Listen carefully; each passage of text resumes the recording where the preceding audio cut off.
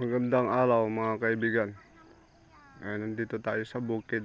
Mag-harvest ng munggo. Yan o.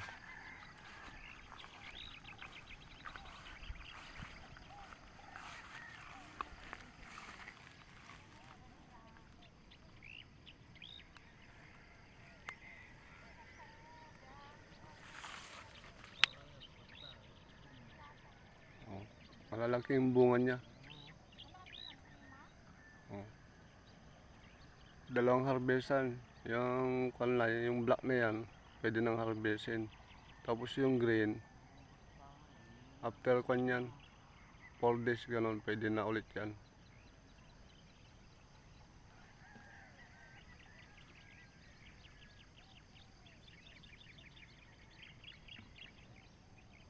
Ang daming bunga.